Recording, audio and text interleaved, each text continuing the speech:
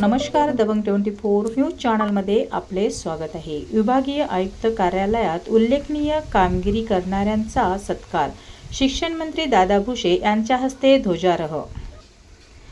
नाशिक विभागीय आयुक्त कार्यालयात आज शिक्षण मंत्री दादा भुसे यांच्या हस्ते विविध क्षेत्रात उल्लेखनीय कामगिरी करणाऱ्या अधिकारी, कर्मचारी तसेच नागरिकांचा सत्कार करण्यात आला। यावेळी उपस्थितांना मार्गदर्शन करताना मंत्री दादा भुसे यांनी महाराष्ट्राच्या सर्वांगीण विकासासाठी शासन विविध पातळ्यावर काम करीत असल्याचे सांगितले।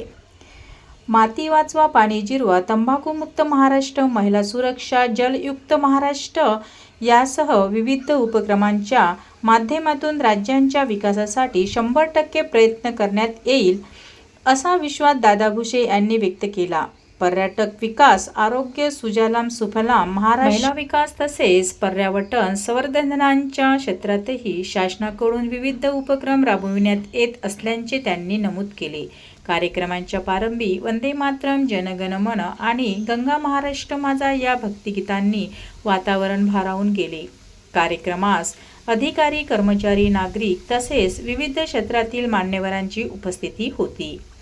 सत्कार सोहळ्यात उत्कृष्ट कार्य करणाऱ्या अधिकारी, कर्मचाऱ्यांचा आणि सामाजिक क्षेत्र उल्लेखनीय योगदान देणाऱ्या नागरिकांचा गौरव करण्यात आला।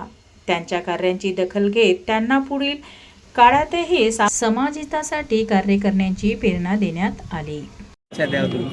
भारतीय स्वातंत्र्य दिनाच्या मी आपल्या सर्वांना हार्दिक शुभेच्छा देतो। ज्या महान आत्म्यांनी स्वतःच्या प्राणाचं बलिदान देऊन हे स्वातंत्र्य आपल्याला मिळवून दिलं, त्या सर्व महानुभावांना मी आपल्या सर्वांच्या वतीने आदरांजली व्यक्त करतो। मला वाटतं की येणाऱ्या काळामध्ये ज्या कष्टातून आपल्याला हे स्वातंत्र्य मिळालेलं आहे ते अधिक वृद्धिंगत करणं, आपल्या देशाचा सर्वांगीण विकास करणं, आपल्या भारताला महासत्ता बनवणं हे जे काही आपल्या देशाचे आदरणीय पंतप्रधान नरेंद्र मोदी साहेबांचं स्वप्न आहे त्यासाठी आपण सर्वजण काम करूया। आजच्या दिवशी काही चांगले संकल्प त्या ठिकाणी करण्यात आलेले आहेत। शिक्षणाच्या संदर्भातले आहेत, पाणी वाचवा, माती वाचवा या संदर्भातले आहेत, नशामुक्तीपासून दूर राहा या संदर्भातले आहेत, शिक्षणाच्या संदर्भातले आहेत। हे सर्व संकल्प पुढे नेण्याचं काम आजच्या या शुभ दिवसाच्या निमित्ताने आपण सर्वजण करूया। सर, अमरावती जिल्ह्यातील एका शाळेतील जवळपास 610 विद्यार्थी केवळ भूतवादाच्या अफवेने शाळेत येण्यास नकार देत आहे। त्या संदर्भात शिक्षण विभाग किंवा इतरही शासन म्हणून आपण कशा पद्धतीने तुम्हाला या संदर्भातला एक तासाभराच्या आत रिझल्ट, या अफवांवर कोणीही विश्वास ठेवू नये।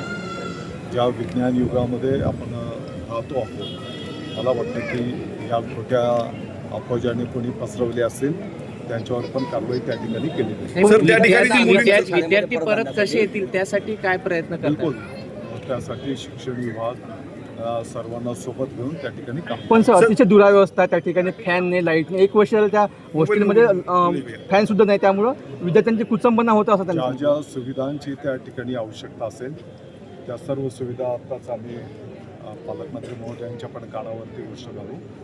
जिल्हाधिकारी महोदय आहेत, CO महोदय आहेत, हा विषय मार्गी लावू। सर, 48 विद्यार्थ्यांची ज्या ठिकाणी क्षमता आहे त्या ठिकाणी 110 विद्यार्थिनींना जे आहे ते मुक्कामाला ठेवलं जात आहे। अक्षरशः जनावरांसारखे विद्यार्थी त्या ठिकाणी किचन आहे, त्या किचन मध्ये मुलींना ठेवण्यात गेलेलं आहे। या गोष्टीच्याही संदर्भामध्ये मी स्वतः जिल्हाधिकाऱ्यांना बोलेल आणि तात्काळ कार्यवाही करायला। वारंवार वीजबाधा होत